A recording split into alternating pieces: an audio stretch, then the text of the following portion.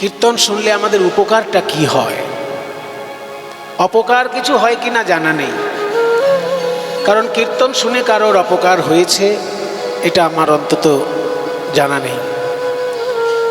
হয়তো কীর্তনের কথাগুলো শুনে সে মানেনি, কীর্তনে যা যা উপদেশ দেওয়া হয়েছে সেগুলো শোনেনি, কীর্তনও শুনেছে আর কীর্তনের বাইরে গিয়ে অপকর্ম করেছে, তার ফলে তার ক্ষতি হতে পারে। কিন্তু কীর্তনের কথা শুনে যদি কেউ জীবনে মেনে চলে, তার কোনো ক্ষতি হয়েছে এ আজ অবধি আমি শুনিনি।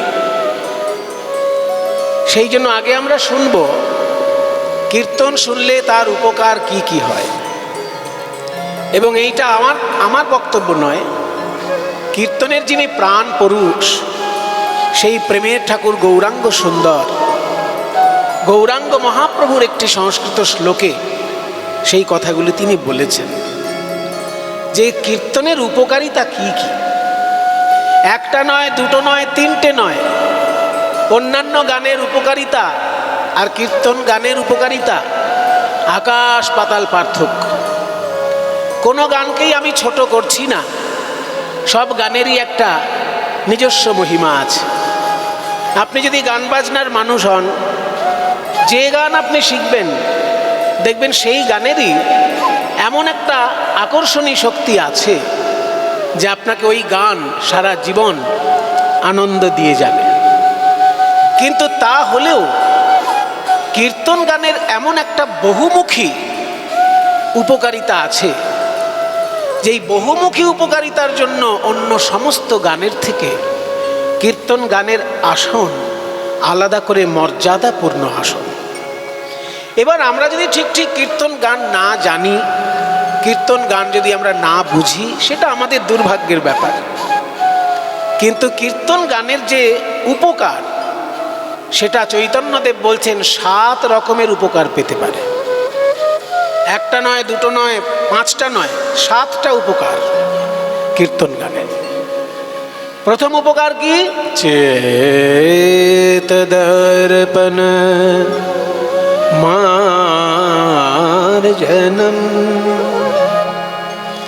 প্রথম উপকার বলা হলো চেতো দর্পণ মার্জনম। চেতো মানে চিত্ত অর্থাৎ মন, দর্পণ মানে আয়না, মন রূপী আয়না। মার্জনম মেজে ঘষে পরিষ্কার করে দিতে পারে কীর্তন গান। এইটাই তো প্রথম উপকার, আর এইটাই মনে হয় প্রধান উপকার। কারণ এই একটা যদি উপকার আপনার হয়ে যায় বাবা, বাকিগুলো এক একটা করে হতেই থাকবে উপকার। ওই যেসব লোকের পয়সা জমানো অভ্যাস নেই, তাদের দেখবেন কোনোদিন পয়সা জমে না।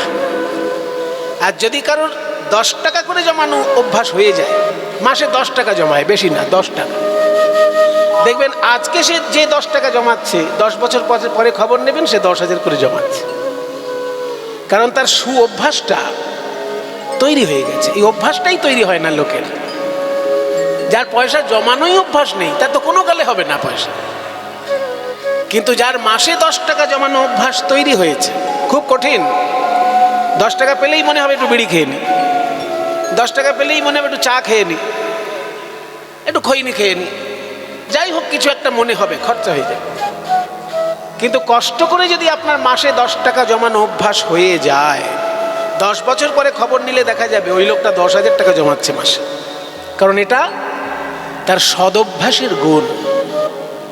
ঠিক তেমনি কীর্তন গানের যে 7 রকমের উপকার বলা হয়েছে, আমার মনে হয় প্রথমটি যদি কারোর হয়ে যায় তাহলে বাকিগুলো আস্তে আস্তে তার হতেই থাকবে।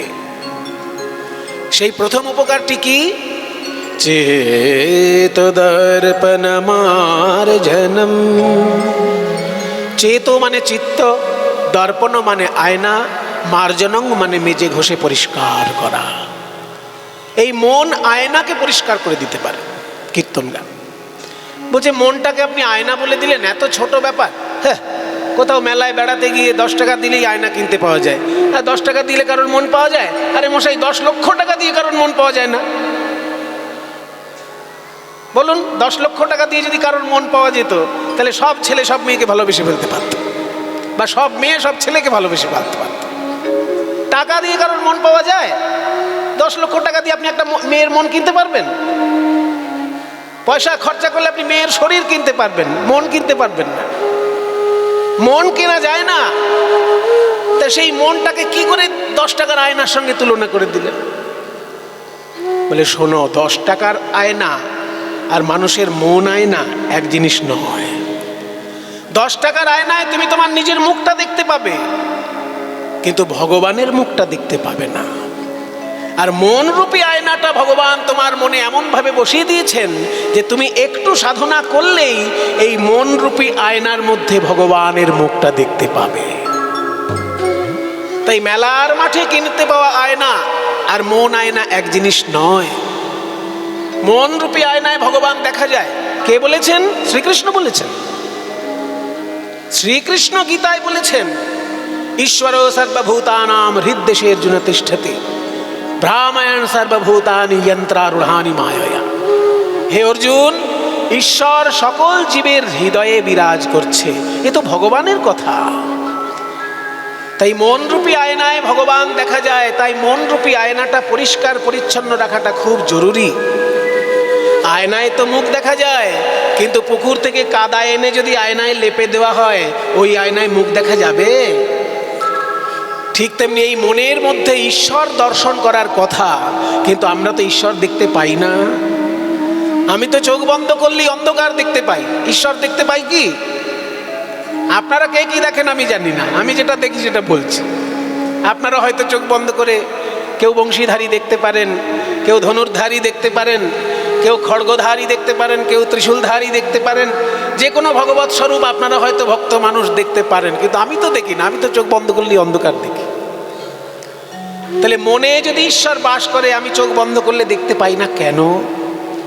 তাহলে জানতে হবে আয়নায় কাদা মাখানো আছে। মন রূপী আয়নায় কাদা মাখানো আছে। এই কাদাগুলোর নাম কি? নাম আপনাদের সবার জানা আছে, কাম, ক্রোধ, লোভ, মোহ, মদ, মাৎসর্য। এই কাদাগুলো আমার মনের আয়নায় লাগানো আছে বলে আমি মনের মধ্যে ঈশ্বরকে দেখতে পারি না। সেই জন্য দিনের পর দিন যদি কেউ কীর্তন রস আস্বাদন করতে পারে, ওই যে বললাম আয়নায় কাদা, কাদা এমনি যাবে না। ওই কাদায় যদি কেউ একটু ডিটারজেন্ট পাউডার দেয় আর তার সঙ্গে যদি একটু জল দেয়, তবে কাদাটা ধুয়ে মুছে পরিষ্কার হবে। ঠিক তেমনি মন রূপী আয়নার মধ্যে যদি কেউ একটু নয়নের জল দিতে পারে আর ভগবানের সংকীর্তন রূপী মাজন দিতে পারে, তাহলে মন আয়না পরিষ্কার হবেই হবে। এটা চৈতন্যদেবের কথা যে 7 রকম উপকারের মধ্যে প্রথম উপকার হলো মন রূপী আয়নাটাকে পরিষ্কার করবে। বলুন তো কত বড় একটা ব্যাপার। এই মন রূপী আয়না যদি কারোর একবার পরিষ্কার হয়ে যায়, সে কি হয় জানেন? সে যদি অমানুষ থাকে তাহলে সে মানুষের মতো মানুষ হয়, আর যদি সে ভালো মানুষ হয় তাহলে সে দেবতায় পরিণত হয়ে যায়। দম্ভ দর্প অভিমানশ্চ ক্রোধ পৌরুষমেব চ অজ্ঞানম চাভিজাতস্য পার্থ সম্পদম আসুরী। ভগবান শ্রীকৃষ্ণ গীতায় বলেছেন যে মানুষ জন্মানোর সময় মানুষ হয়ে জন্মায় না। এত কাঁচা বাংলায় উনি বলেননি, উনি একটু কঠিনভাবে বলেছেন। আমরা সাধারণ বাঙালি একটু কাঁচা বাংলা ব্যবহার করি মাত্র। গরুর বাচ্চা গরু হয়েই জন্মায়, ছাগলের বাচ্চা ছাগল হয়েই জন্মায়, কিন্তু মানুষের বাচ্চা মানুষ হয়ে জন্মায় না। পশুর মতো একটা শরীর নিয়ে সে জন্মায় মাত্র।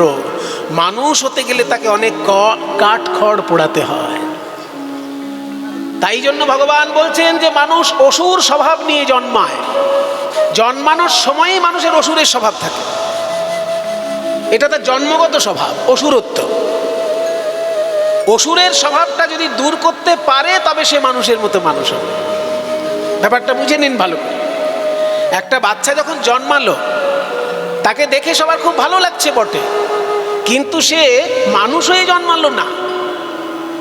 তার জন্মের সঙ্গে সঙ্গে 6খানা জিনিস তার ভিতরে কিন্তু কাজ করছে, সে নিজে বুঝতে পারছে না। আপনার বাচ্চা তো আপনি স্নেহ ভরে দেখছেন, তাই আপনিও বুঝতে পারছেন না। বাচ্চা যখন জন্মায় তার 6খানা দোষ নিয়ে জন্মায়। সেই দোষগুলো বাদ দিতে পারলেই সে মানুষ হয়ে যায়। সেই ছখানা দোষ কি কি ভগবান বলছেন? দম্ভ, দর্প, অভিমান, ক্রোধ, নিষ্ঠুরতা এবং অজ্ঞান। এগুলো কাউকে শিখাতে হয় না। মশা যদি আপনার গায়ে বসে, কাউকে শিখাতে হয় মশাটা মারো তো বাবা?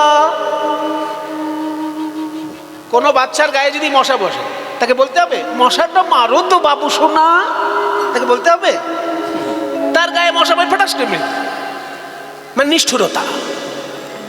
ওই যে কাউকে মারতে হবে, সে আমার অসুবিধে করলেই তাকে মারতে হবে, এটা কাউকে শিখাতে হবে না। এই নিষ্ঠুরতাটা জন্ম থেকেই পেয়ে যায়।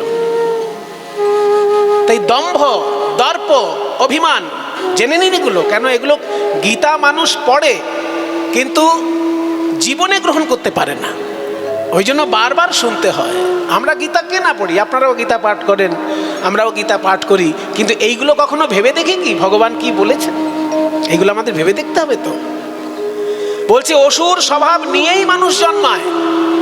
6টি অসুর স্বভাব কি কি? দম্ভ, দর্প, অভিমান, ক্রোধ, পারুষ্য এবং অজ্ঞান। পারুষ্য মানে নিষ্ঠুরতা। ওই মশা মারা দিয়ে উদাহরণ দিলাম। দম্ভ মানে, দম্ভ আর দর্প কাছাকাছি।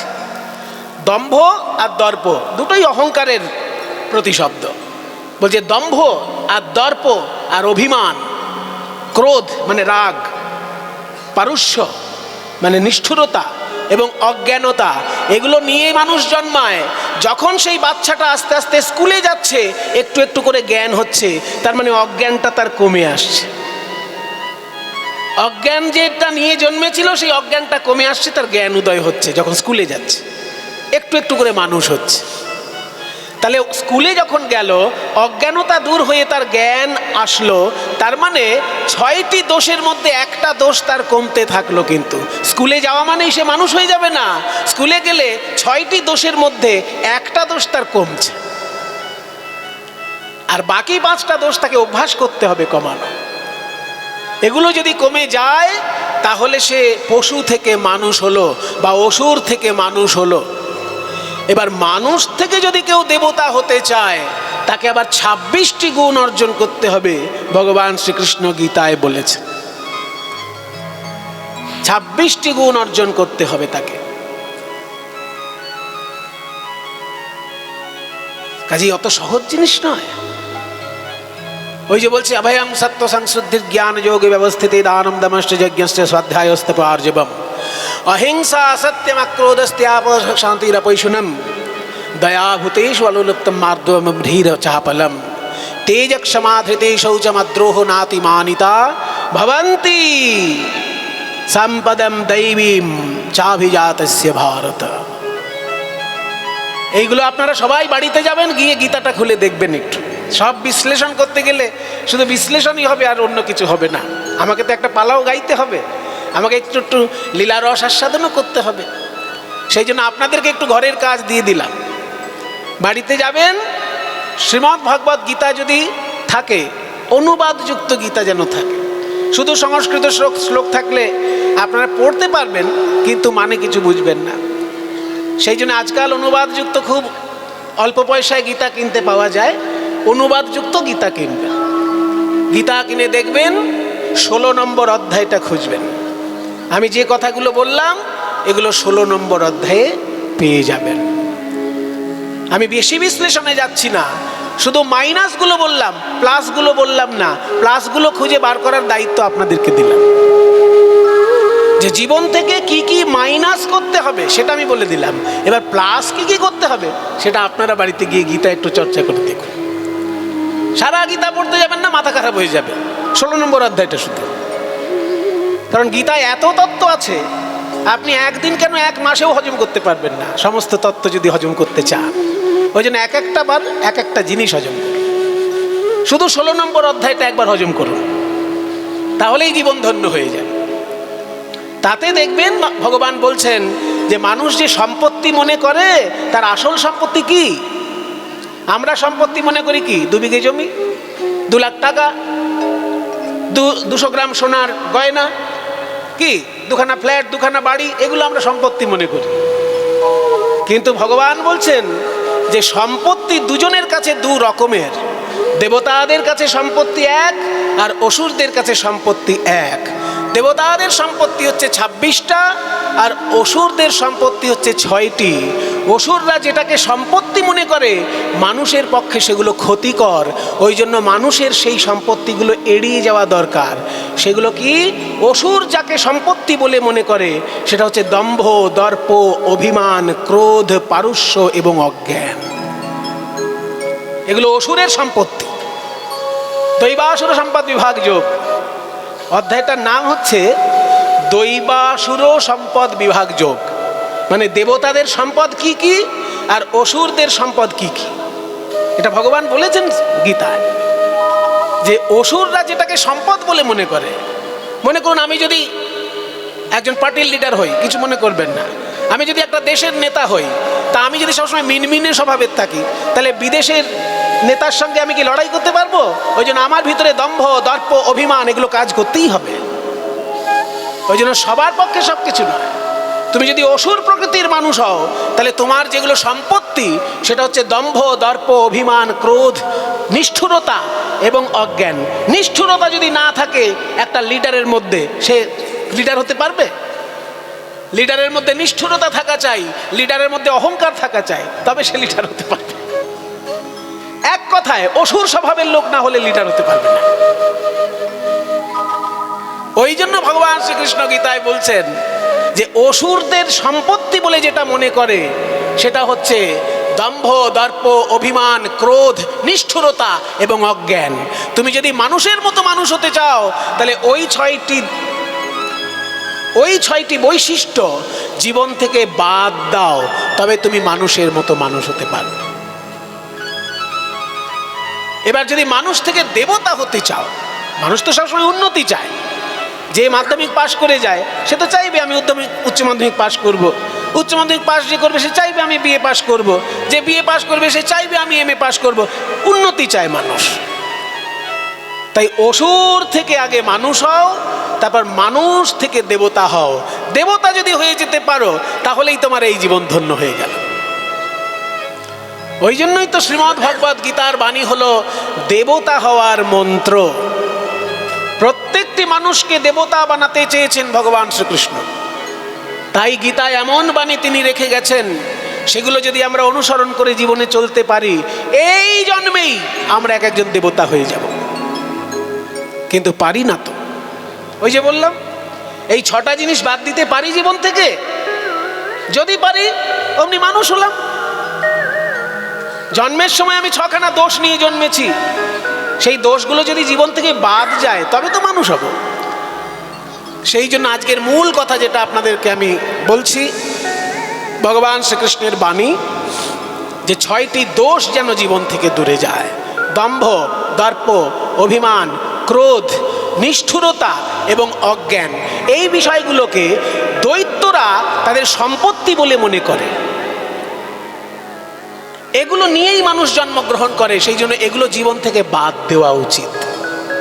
বাদ যদি আমরা দিতে পারি তাহলে আমি অমানুষ থেকে মানুষ হলাম, দৈত্য থেকে মানুষ হলাম, অসুর থেকে মানুষ হলাম।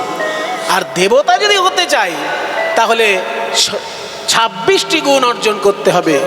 সেগুলো ওই যে সংস্কৃতে বললাম, অভয়ং সত্ত্ব সংশুদ্ধি জ্ঞান যোগী ব্যবস্থিতি দানম দপস্য যজ্ঞস্য স্বাধ্যায় স্তপ আর্জবম। 26টা আছে, একটা দুটো বলি তাহলে আপনাদের একটু সুবিধা হবে।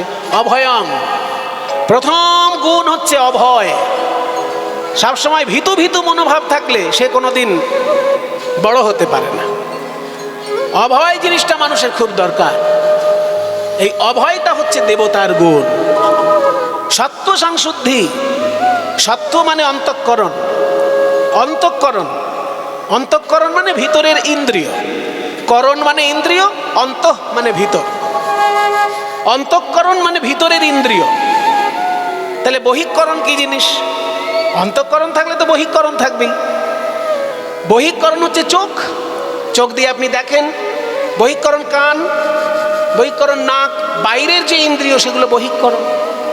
চোখ দিয়ে আমরা দেখি, নাক দিয়ে আমরা শুঁকি, কান দিয়ে আমরা শব্দ গ্রহণ করি, মুখ দিয়ে স্বাদ গ্রহণ, জিহ্বা দিয়ে স্বাদ গ্রহণ করি, এগুলো আমার বহির ইন্দ্রিয়। তাহলে অন্তর ইন্দ্রিয় কি? অন্তরিন্দ্রিয় হচ্ছে যেগুলো চোখে দেখা যায় না, যেমন মন, বুদ্ধি, চিত্ত, অহংকার। এই মন মনে ভিতরে আছে, দেখা যায় না চোখে। বুদ্ধি মাথায় আছে, দেখা যায় না চোখে। এই মাথাটা অপারেশন করলে কেউ বুদ্ধি খুঁজে পাবে সেখানে? তাহলে মন, বুদ্ধি এগুলো হচ্ছে ভিতরের ইন্দ্রিয়। এই ভিতরের ইন্দ্রিয়ের শুদ্ধিকরণ এটা দেবতার সম্পত্তি। মানে এটা তুমি যদি অর্জন করতে পারো তাহলে এই জন্মে তুমিও দেবতায় পরিণত হবে। অভয়ং সত্ত্ব সংশুদ্ধি জ্ঞান যোগ ব্যবস্থিতি। জ্ঞান এবং যোগ এই দুটো জিনিসের মধ্যে সমন্বয় আনতে হবে। জ্ঞান যোগ, জ্ঞান মানে অজ্ঞানতা দূর করে জ্ঞান অর্জন করা, কিছু তত্ত্ব জানা, সেটা হচ্ছে জ্ঞান।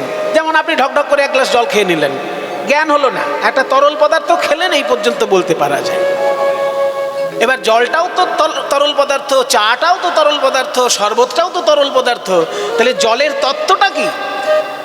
জলের তত্ত্বটা হচ্ছে H2O, অর্থাৎ হাইড্রোজেন আর অক্সিজেন এই দুটোর মৌল কণা মিশে তবে জলের একটা কণা তৈরি হয়েছে। এটা হচ্ছে জলের তত্ত্ব। তাহলে আপনি যদি ঢকঢক করে জল খেয়ে নিলেন, বললেন আমি জল খেলাম, তাহলে আপনার কিন্তু তত্ত্বজ্ঞান হলো না। আপনি যখন স্কুলে যাবেন, যখন পড়াশোনা করবেন, তখন মাস্টারমশাইয়ের কাছে জানতে পারবেন যে জল তরল পদার্থ ঠিকই, কিন্তু জলের মধ্যে আছে কি হাইড্রোজেন আর অক্সিজেন, এই দুটো কণা মিলে তবে একটা জলের কণা তৈরি হয়। এটা হলো তত্ত্বজ্ঞান। ভগবান বলছেন এই জ্ঞান অর্জন করাটাই দেবত্ব। তুমি যতক্ষণ এই জ্ঞান অর্জন না করছো ততক্ষণ কিন্তু তুমি অসুর থাকছো। অসুর মানুষ কি চাইবে? ওসব হাইড্রোজেন অক্সিজেন আমার জানার দরকার নেই, ঢকঢক করে জল খেয়ে শুধু ঘুমিয়ে পড়ে। ওই জন্যই ভগবান বলছে যে অসুরত্ব নিয়েই মানুষ জন্মায়, তাকে দেবত্ব অর্জন করতে হয়। অসুরত্ববাদ না গেলে দেবত্ব আসে না।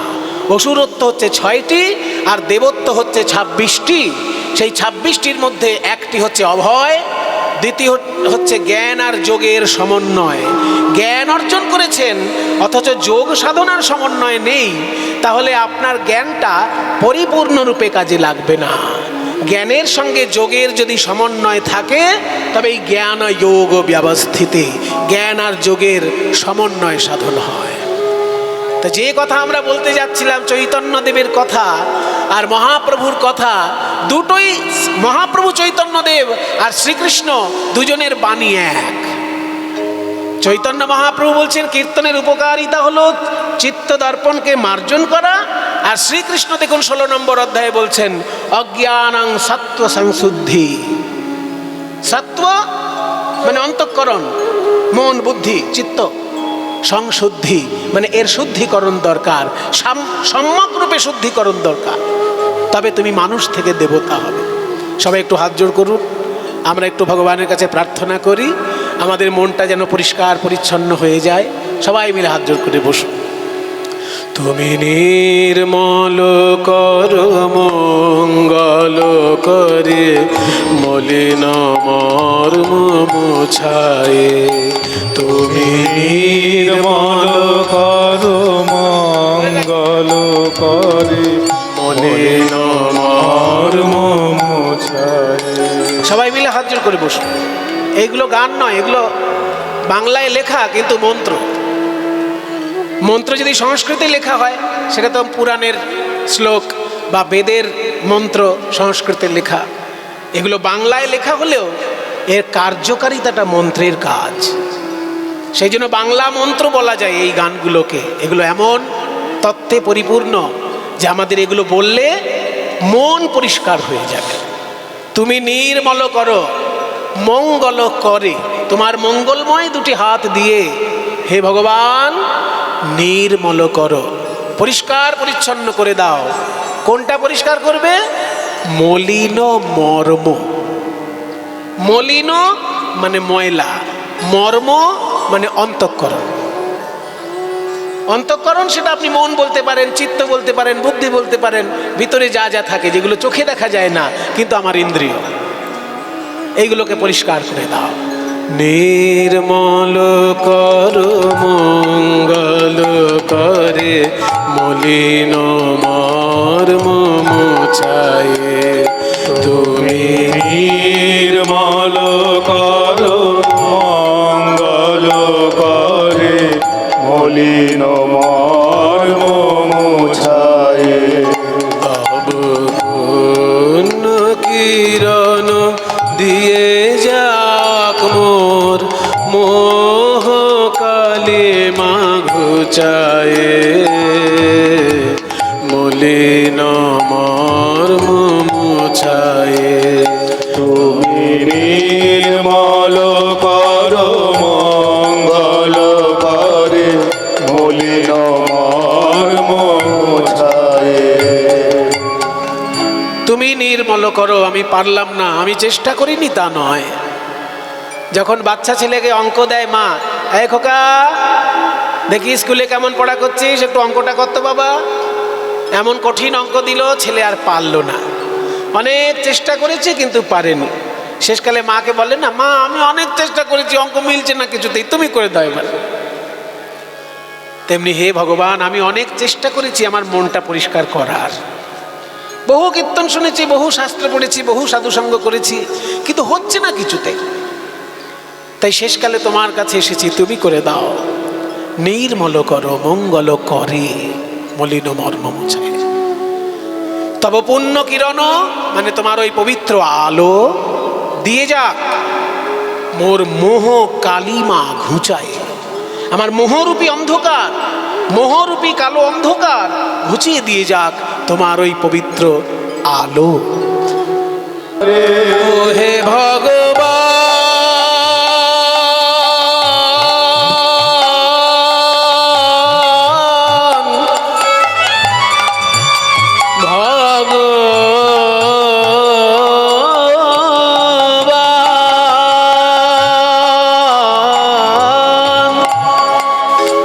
ও হে দয়াময়,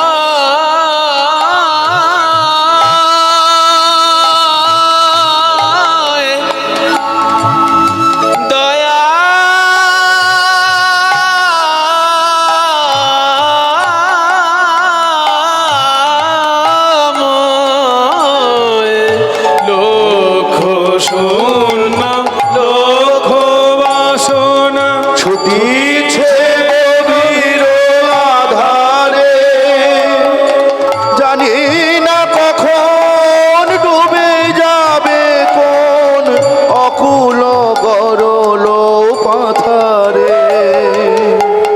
কি সুন্দর কথাগুলি বাবা বলছে। লক্ষ শূন্য লক্ষ বাসনা, এতদিন আমি চেষ্টা করতে পারিনি আমার মনটাকে পরিষ্কার করার। কেন জানো? লক্ষ লক্ষ কামনা বাসনা আমাকে গভীর অন্ধকারে ছুটিয়ে নিয়ে বেরিয়েছে। লক্ষ শূন্য মানে উদ্দেশ্যবিহীন। মায়েরা, লক্ষ্য বানান কি? ল কয় মধ্যে সাঁখিও লক্ষ্য। এই লক্ষ্য মানে হচ্ছে 100,000। আর যদি জিজ্ঞাসা করা হয় আমার দিকে লক্ষ্য করুন বা তোমার জীবনের লক্ষ্য কি, এই লক্ষ্যটা বানান কি হবে? ওখানে কি শুধু ক্ষীয় হবে? ওখানে ক্ষীয়র সঙ্গে একটা জপ হলো হবে। তোমার জীবনের লক্ষ্য কি মানে তোমার জীবনের উদ্দেশ্য কি, এইটা যদি হয় তাহলে বানানটা হচ্ছে ল ক্ষীয় জপ হলো। তাহলে লক্ষ্য শূন্য লক্ষ্য বাসনা মানে উদ্দেশ্যবিহীন লক্ষ লক্ষ কামনা বাসনা আমাকে অন্ধকারে ছুটিয়ে নিয়ে বেড়াচ্ছে। আমি শুধু কামনা বাসনার পেছনে ছুটছি। এই 1 বিঘে জমিকে 2 বিঘে করতে হবে, এই 1 তলা বাড়িকে 2 তলা বাড়ি করতে হবে, এই 100 গ্রাম সোনাকে 200 গ্রাম করতে হবে, এই 1 লক্ষ টাকার ফিক্সড ডিপোজিট হয়েছে 2 লক্ষ কবে হবে।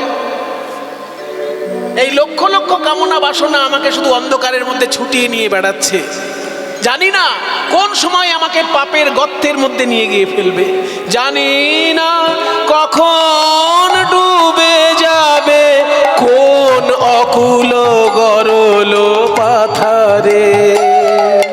লক্ষ শূন্য লক্ষ বাসনা ছুটিছে গভীর আধারে, জানি না কখন ডুবে যাবে কোন অকুল গরল পাথারে।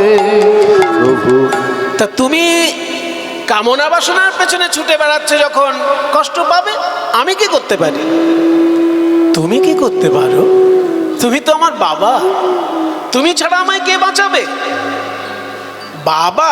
হ্যাঁ, তুমি তোমার বাবা। তো ভগবান সকলের বাবা কিনা? আমরা সকলে ভগবানের সন্তান কিনা? পৃথিবীর মধ্যে যতগুলি ধর্মগ্রন্থ আছে বাবা, সব থেকে প্রাচীন ধর্মগ্রন্থ কোনটি? এটা তো আপনাদের গর্বের কথা। এটা ভারতবাসী হিন্দু যারা, ভারতবর্ষের সনাতন ধর্মাবলম্বী মানুষ যারা, তাদের এটা অহংকার যে পৃথিবীর মধ্যে সব থেকে প্রাচীন ধর্মগ্রন্থ সনাতন ধর্মের ধর্মগ্রন্থ। ইসলাম ধর্মের শ্রেষ্ঠ ধর্মগ্রন্থ কোরআন, কিন্তু সেটা ১৫০০ বছর আগে তার আবির্ভাব ঘটেছে। খ্রিস্টান ধর্মের শ্রেষ্ঠ ধর্মগ্রন্থ বাইবেল, তার আবির্ভাব হয়েছে ২০০০ বছর আগে। বৌদ্ধ ধর্মের ধর্মগ্রন্থ ত্রিপিটক আবির্ভাব হয়েছে ২৫০০ বছর আগে। আর বেদ, ত্রিপিটকের থেকেও হাজার হাজার বছর প্রাচীন শাস্ত্র হচ্ছে বেদ।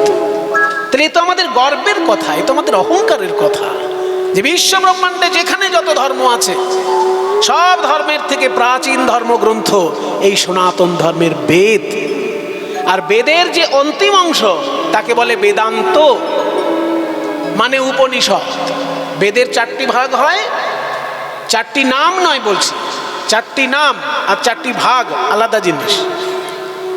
4টি নাম আর 4টি ভাগ এক জিনিস নয়। বেদের 4টে নাম কি কি? ঋক, সাম, যজু, অথর্ব। এটা আপনাদের সবার মুখস্থ। কিন্তু যদি জিজ্ঞাসা করি বেদের 4টি ভাগ কি, তাহলে কিন্তু সবাই বলতে পারবেন না। আমি যদি জিজ্ঞাসা করি বেদের 4টি নাম কি, 4 বেদ কি কি? ঋক, সাম, যজু, অথর্ব, হয়ে গেল। কিন্তু যদি বলি 4টে ভাগ কি, তাহলে কিন্তু আর সম্ভব হলো না কারোর দ্বারা উত্তর দেওয়া। শুনে নিন, কেউ যে পারবে না তা নয়, যারা জানে তারা পারবে, যারা জানেন না শুনে নিন। বেদের 4টি ভাগ হলো সংহিতা, ব্রাহ্মণ, আরণ্যক এবং উপনিষদ। এই 4টে হচ্ছে বেদের ভাগ। সংহিতা কাকে বলে? না, যে অংশে মন্ত্রগুলো মালার মতো সাজানো আছে তাকে বলে সংহিতা ভাগ। ব্রাহ্মণ কাকে বলে? বলে তো ব্রাহ্মণ ঠাকুরমশাই পুজো করে বেড়ায়, ওটা তো মানুষ। আমি শাস্ত্র ব্রাহ্মণের কথা বলছি, যারা পুজো করেন জাতিতে ব্রাহ্মণ সের কথা বলছেন। কিন্তু বইপত্রের নামও ব্রাহ্মণ আছে। বেদের একটা অংশের নাম ব্রাহ্মণ, সেটা বই। সেই ব্রাহ্মণটা কাকে বলে? না, যার মধ্যে যাগযজ্ঞের নিয়মের ব্যাপারগুলো লেখা থাকে, সেটাকে বলে ব্রাহ্মণ ভাগ। সংহিতা ভাগ, ব্রাহ্মণ ভাগ। আর মানুষ যখন সামাজিক অবস্থান ছেড়ে জঙ্গলে গিয়ে বাস করত, নিরিবিলিতে সাধনা করবে বলে, আস্তে নিরিবিলিতে সাধনা করবে বলে, তাকে বলা হতো আরণ্যক।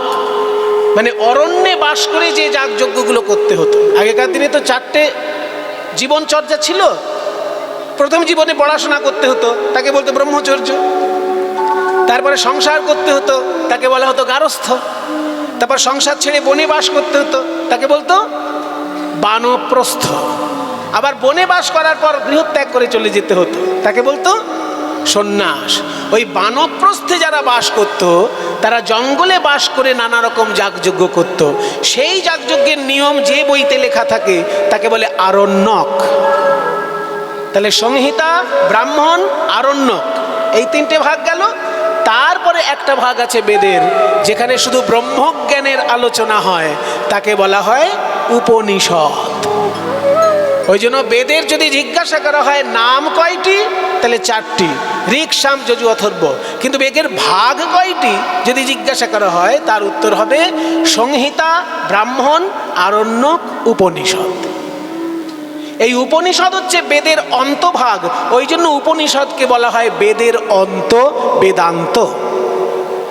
তাই উপনিষদের মধ্যে বলা হয়েছে শৃণ্বন্তু বিশ্বে অমৃতস্য পুত্রাঃ আয়ে ধামানি দিব্যানি তস্থু বেদাহমেতং পুরুষং মহন্তম আদিত্যবর্ণম তমসো পরস্তাৎ তমেব বিদিত্বা অতিমৃত্যুমেতি নান্যপন্থা বিদ্যতে জনানাং।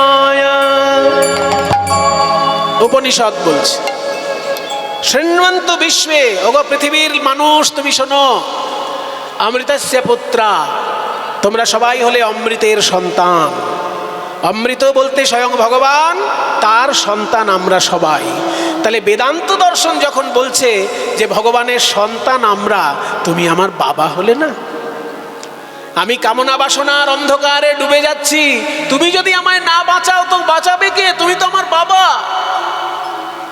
মনে করুন একটা পাড়ায় ছেলে পুকুরে নেমেছে, আর সে সাঁতার জানে না। পুকুরে নেমে পড়েছে, সাঁতার জানে না, এবার হাত পা ছুড়াছুড়ি করছে, একটু পরেই হয়তো মরে যাবে। তা পাড়ার লোক যারা রাস্তার পাশ দিয়ে যাচ্ছে, এই কার ছেলে রে, পুকুরে ঝটপট করছিস, কে তুই? আর একজন পাশ থেকে এসে বলছে, এই বেটা সাঁতার জানিস না তো জলে নেমেছিস কেন, হতচ্ছাড়া কোথাকার। মানে এরা আলোচনা করছে, বাচ্চাটাকে কেউ বাঁচাচ্ছে না। কিন্তু যে বাচ্চাটি পুকুরে নেমে পড়েছে সাঁতার না জেনে, তার বাবা যদি পাশ থেকে যায়, সে কি তখন আলোচনায় অংশগ্রহণ করবে? সে তাড়াতাড়ি পুকুরে নেমে পড়ে আগে বাচ্চাটাকে বাঁচাবে। ঠিক তেমনি হে ভগবান, এই সংসারের কাল চক্রে পড়ে কামনা বাসনার পিছনে ছুটতে ছুটতে আমি পথ হারিয়ে ফেলেছি। আমাকে দেখে সাধু সন্ন্যাসীরা হয়তো হাসতে পারে, কিন্তু তুমি তো আমার বাবা, তুমি তো আর হাসবে না, তুমি আমায় রক্ষা করবে।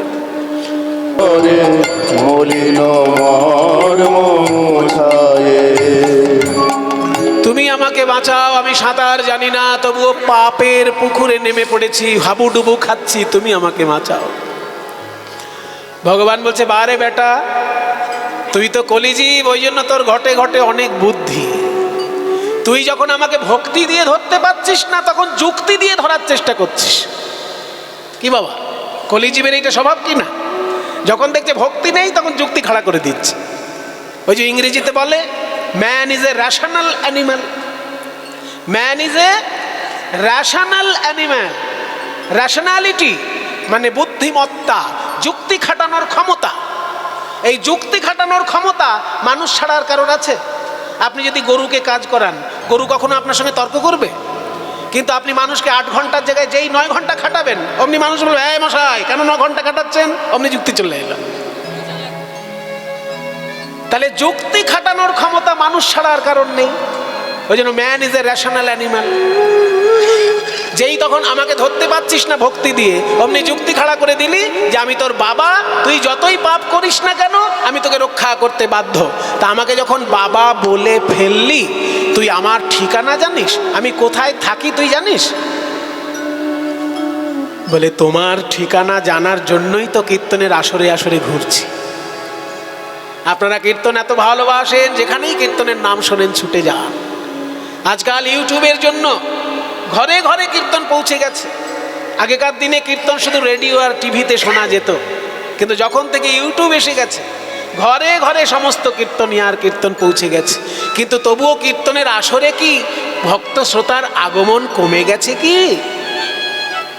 সবার মোবাইলে কীর্তন আছে, তবুও কীর্তনের আসরে হাজার হাজার মানুষের আগমন কেন? আপনারা ভালোবাসেন, মনে প্রাণে কীর্তনকে ভালোবাসেন, তাই ইউটিউবে শুনেও আপনাদের মন ভরে না, এসে সাক্ষাৎ কীর্তন আস্বাদন করেন, ভালোবাসেন। তাই কীর্তনের আসরে গিয়ে ভগবানের ঠিকানা জানা যায়।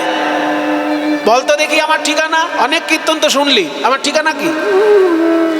তোমার ঠিকানা বলবো?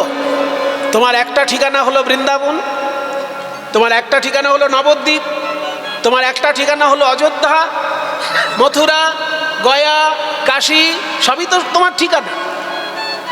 আরো বলবো, যেদিকে যা দেখতে পাচ্ছি সবটাই তোমার ঠিকানা। শাস্ত্র বলছে ভগবান সমস্ত কিছুর মধ্যে আছে। আছো অনলে অনিলে চিরনভনীলে উধর সলিলে গহনে, আছো বিটপিলতায় জলদের গায়ে শশী তারকায় তপনে, আছো অনল নীলে চিরনভনীলে উধর সলিলে গহনে, আছো বিটপিলতায় জলদের গায়ে শশী তারকায় তপনে। ভগবানের ঠিকানা। নবদ্বীপ, বৃন্দাবন, মথুরা, গয়া, কাশী এগুলো তো আছেই, কৈলাস সবই তার ঠিকানা। কিন্তু এগুলো ছাড়াও যা দেখছো সব ভগবানের ঠিকানা। অনলে অনিলে চির নভনীলে। অনল মানে আগুন, অনিল মানে বাতাস, নভ নীলে, নভ মানে আকাশ, আকাশের নীল রঙেও তুমি আছো নভ নীলে। ভূধর সলিলে গহনে, ভূধর মানে পর্বত, সলিল মানে জল, গহনে মানে জঙ্গলেও তুমি আছো। বিটপি লতায় জলদের গায়ে, বিটপি মানে গাছ, গাছেও তুমি আছো। জলদ মানে মেঘ, মেঘের গায়েও তুমি আছো। শশী তারকায় তপনে মানে চাঁদে আছো, তারায় আছো, সূর্যে আছো, সব জায়গায় তুমি তুমি আর তুমিই আছো। বলে বাবা, আমার ঠিকানা জানতে চাইলাম, তুই তো প্রচুর ঠিকানা নিয়ে চলে এলি, তা এত ঠিকানা যে মুখস্থ করেছিস আমায় ধরতে পারিস না কেন? আছো তাই আমাদের এই ঠাকুরদা আমার এই এক কান্ডারি আর কি, এই পথের অনেকক্ষণ ধরে একটা মালা নিয়ে পরাবে বলে ঘুরপাক খাচ্ছিল, আমাকেই আসতে হবে। যাই হোক, ওনার মনস্কামনা পূর্ণ হলো। জয় গুরু। ডাক্তারবাবু সারা বছর ধরে মানুষের চিকিৎসা করেন এবং তিনি আমার জামাইবাবুর শুভাকাঙ্ক্ষী অন্তরঙ্গ জন। সেই জন্য আমার জামাইবাবুর এই গ্রামে আসা, মানে এখানে জামাইবাবুর গ্রাম মানে আমাদেরও গ্রাম বলতে পারেন। তাই অনেক বছর ধরে ডাক্তারবাবু বলেছেন, কিন্তু আমি করতে পারিনি অনেক বছর। উনি বলেছেন বিরক্ত হয়ে নাকি ডেট দিয়েছি। আসলে বিরক্ত হয়ে নয়, আমি অনুরক্ত হয়েই দিয়েছি, কিন্তু আমার সুযোগ হচ্ছিল না, ডেটটা দেবার মতন সুযোগ হচ্ছিল না। কিন্তু আমার খুব ভালো লেগেছে, এত সুন্দর নরসিংহ মন্দির এই গ্রামের মধ্যে। আমার নিজের জামাইবাবু, আমার তিনজন জামাইবাবু আছে, আমার তিনটে দিদি, বড়দি, মেজদি আর ছোটদি। বড়দির বর তিনিও আছেন, কলকাতায় থাকেন, আর মেজদির বর হচ্ছেন এই গ্রামের মানুষ, তিনি হচ্ছেন দিবাকর মুখার্জি। কই জামাইবাবু কোথায় গেল? আছে তো? হ্যাঁ, দিবাকর মুখার্জি আমার মেজদির বর আর কি। তো হ্যাঁ, মুখার্জি এসছে কি? মুখার্জি থাকলে মন চাইতে আসো, চলে আসে 1 মিনিট। দিদিকেও ডাক। হ্যাঁ দিদি, ইয়ে মুখার্জি, গীতা, হ্যাঁ। গীতা। গীতা চলে আসুন, বৌমা চলে আসুন, আছে একটু চলে আসুন। সত্যি মুখার্জি আমাকে অনেক হেল্প করেছে, প্রায় প্রত্যেক দিনই স্যারকে জ্বালাতো, প্রত্যেক দিন, সপ্তাহে 2 দিন করে আমি ওকে রিমাইন্ডার করতাম, ও আরও 2-3 দিন করে। পেয়েছি মুখার্জি একটু মঞ্চে চলে যাবে, আর দিদি ভাই এসছে একটা মালা দেবে বলে, আবার চলে আসুন, চলে একবার সেরে নিই, চলে আসুন, সেরে আসুন, সেরে নিই, হ্যাঁ, আর একদম আর মাঝখানে কেউ ঢুকবো না, কীর্তনের সমস্যা সৃষ্টি করবো না, এটাই লাস্ট। চলে আসুন। বিটপিলতায় জলদে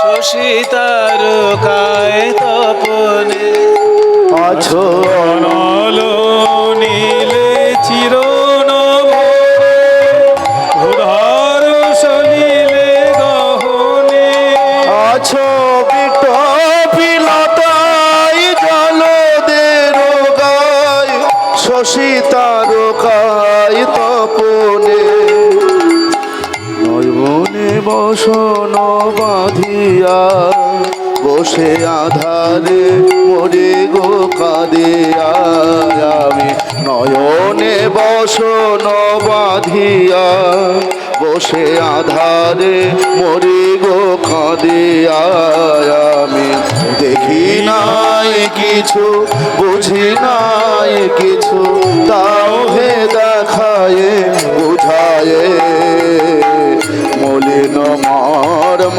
মোছায় তুমি নির্মল কালো মঙ্গল করে মলিন মর্ম মোছায় নির্মল করো মঙ্গল করে মলিন মর্ম মোছায় তুমি নির্মল কর মঙ্গল করে মলিন মর্ম মোছায় তব পূর্ণ কিরণ দে যাক মোর মহাকালী মা ঘোচায়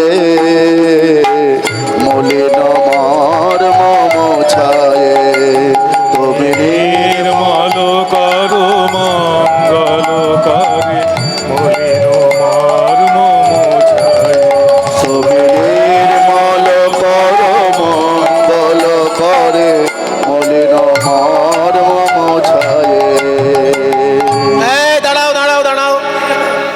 আমাকে যখন বাবা বলছো তাহলে আমার ঠিকানাও মুখস্থ করে ফেলেছে একবারে ঝুরি ঝুরি ঠিকানা। বলছো গয়া কাশী বৃন্দাবন নবদ্বীপ সব জায়গায় আছি, আবার বলছো অনলে অনিলে চির নভনীলে। তো এত যদি ঠিকানা, হ্যাঁ গো, দুষ্ট লোকেরা বলবে না যে ভগবান যদি একজন হয় তার গাদাখানেক ঠিকানা কেন? এসব দুষ্ট লোকের প্রশ্ন। বলে একটা ভগবানের এত ঠিকানা কেন? আরে মশাই, হয় একটা লোকের অনেক ঠিকানা হয় যদি সে বড় লোক হয়। কি বাবা, টাটা বিড়লা, তারপরে আজকাল নতুন নতুন আছে অনেকে, কি যেন আম্বানি আদানি, এই সব বড় লোক যারা, তাদের কি একটা বাড়ি হয়? সারা পৃথিবীতে খবর নিয়ে দেখবেন সব শহরে তাদের একটা করে বাড়ি আছে। তাহলে যারা কোটি কোটি টাকার মালিক, যারা বিরাট বড় লোক, তাদের কি একটা ঠিকানা হয়? তাদের গাদা গাদা ঠিকানা হয়। আর বিশ্ব ব্রহ্মাণ্ডের মধ্যে সব থেকে বড় লোক হচ্ছে ভগবান, তার ঠিকানা একটা কেন হবে? তিনি তো মালিক সারা বিশ্ব ব্রহ্মাণ্ডের, ওই জন্য তার সহস্র সহস্র ঠিকানা। বলে এত ঠিকানা যখন তুমি ধরতে পারো না কেন? বলে ধরতে পারি না কেন, এইটাই তো বিপদ। তোমায় কেন ধরতে পারি না সেটা বলতে গেলে আমাকে একটা ছোট্ট গল্প বলতে হবে, ছোট্ট একটা গল্প বলতে হবে। একজন ছিল ভিখারি, বুঝলেন, সারা বছর ধরে ভিক্ষা করে, কেউ দেয় কেউ দেয় না। তো একদিন ভিখারি মনে মনে ভাবলো যে আমি আজকে মনটা খুব খারাপ, সারা বছর শিব ঠাকুরের নামে ভিক্ষে করে, জয় বাবা ভোলানাথের চরণে সেবা লাগে মহাদেব। এবার শিব ঠাকুরের নামে ভিক্ষে করে বলে মা দুর্গার খুব গায়ে লাগে। একদিন মা দুর্গা শিব ঠাকুরকে বলছে, তুমি তো বিরাট দেবতা, তুই একটা লোক তোমার নাম করে ভিক্ষে করে, একটু কিছু দিয়ে দিতে পারো না? শিব ঠাকুর বলছে, দেখো দুর্গা, আমি দিতে পারি কিন্তু ওর কপালে সইবে না, ওর নেই কপালে কিছু। এই না দিয়েই তুমি কপাল দেখিয়ে দিচ্ছ, আগে কিছু দাও তারপর কপালের কথা বলো। বলে শোনো দুর্গা, ও আমার ছেলে মানে তোমারও তো ছেলে, তুমি কিছু দিয়ে দাও। মা দুর্গা বলছে, ঠিক আছে, তুমি বসে শুধু ধ্যান করো, যা দেবার আমিই দেবো। এই বলে মা দুর্গা কি করেছে জানেন? ওই ভিখারিটার জন্য 1 লরি হিরে এনেছে। উনি অবাক হয়ে যাচ্ছে, 1 লরি হিরে। এবার মা দুর্গার তো অসম্ভব নয় 1 লরি হিরে আনা, কিন্তু সেই দিন ভিখারি কি করেছে জানেন? ওই যে বললাম কপালে নেই, সামনের রাস্তার মোড় থেকে ডান দিকে গেলেই রাস্তার উপর 1 লরি হিরে রাখা আছে, রাস্তার উপরে ফেলে রাখা আছে। এবার ওই রাস্তার মোড় আসার আগে হঠাৎ ভিখারি ভাবছে কি, যে সারা বছর ভিক্ষে করি, কেউ দেয় কেউ দেয় না, আজকে আমি অন্ধ সেজে ভিক্ষে করব। দেখুন, সারা বছর অন্ধ সাজলো না, আজকেই তার অন্ধ সাজার ইচ্ছা। এবার যেই অন্ধ সেজে চোখে গামছা বেঁধে আগে অভ্যাস করছে অন্ধ হওয়া যায় কিনা, তো অন্ধ সেজে ভিক্ষা করতে করতে রাস্তার মোড় পেরিয়ে যখন ডান দিকে গেছে, রাস্তায় তো হিরে আছে, তো হিরের উপর যেই পা পড়েছে অমনি সরকারকে গালাগালি দিচ্ছে, হ্যাঁ আমাদের দেশের সরকার ভালো না, রাস্তা তৈরি করার জন্য শুধু পাথর জড়ো করে রাখে, রাস্তা আর তৈরি হয় না। এই বলে যা খুশি বলে দিল মুখে, কিন্তু কোথায় পা দিয়েছে? হীরের উপর পা দিয়েছে। সেই জন্য যেহেতু সে অন্ধ সেজে চোখ বেঁধে রেখেছে, ওই জন্য হিরে পায়ে পাড়া দিলেও সে বুঝতে পারছে না আমি হীরের উপর দিয়ে যাচ্ছি। আমার দশাটা ঠিক ওই অন্ধ ভিখারির মতো। আমি তোমার ঠিকানা জানি, কীর্তন শুনে শুনে তোমার ঠিকানা মুখস্থ করে ফেলেছি, কিন্তু তোমায় ধরতে পারছি না। কারণ ওই যে গীতায় বলা হলো, অসুররা যাকে সম্পত্তি বলে মনে করে সেটা হচ্ছে অজ্ঞান। অজ্ঞানতা হচ্ছে অসুরের সম্পত্তি। সেই অজ্ঞানতাটাকে আমি আমার সম্পত্তি মনে করে চোখ দুটো বন্ধ রেখে তোমার দিকে এগিয়ে যাচ্ছি। অজ্ঞানতার বসন আমার চোখে বাঁধা আছে, তাই তো আমি তোমায় দেখতে পাচ্ছি না। তুমি নির্মল করো মঙ্গল